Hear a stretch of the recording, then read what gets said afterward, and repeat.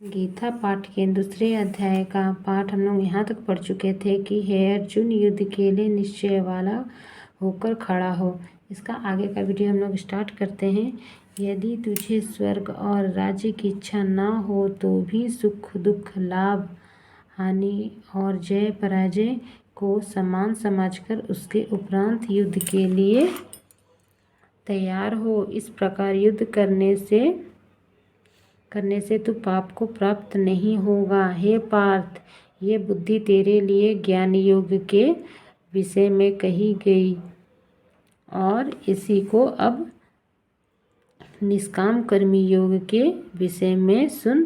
जिस बुद्धि से युक्त हुआ तू कर्मों के बंधन को अच्छी तरह से नाश करेगा, उस निष्काम कर्म योग में आरंभ का अर्थात बीज का नाश नहीं है और उल्टा फलस्वरूप दोष भी नहीं होता है।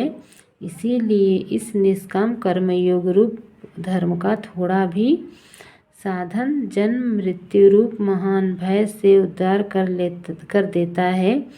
हे अर्जुन, इस कल्याण मार्ग में निश्चयात्मक बुद्धि एक ही है और अज्ञानी पुरुषों की बुद्धियाँ बहुत भेदों वाली अनंत होती हैं।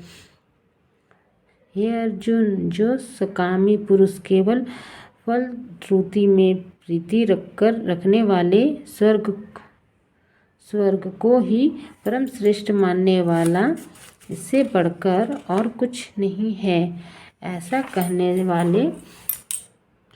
वाले हैं वे अविवेकी जन जन्मरूप कर्म फल को देने वाली और भोग तथा ऐश्वर्य की प्राप्ति के लिए बहुत सी क्रियाओं को विस्तार वाली इस प्रकार की जिन दिखायु शोभायुक्त वाणी को कहते हैं। उस वाणी द्वारा हरे हुए चिंत वाले और तथा भोग और ऐश्वर्य में आसक्ति वाले उन पुरुषों के अंतःकरण में निश्चयात्मक बुद्धि नहीं होती। हे अर्जुन, सब वेद तीनों गुणों के कार्य रूप संसार को विषय करने वाले अर्थात प्रकाश करने वाले हैं। इसीलिए तू असंसारी अथवा निष्कामी और सुख दुख आदि द्वंद्वों से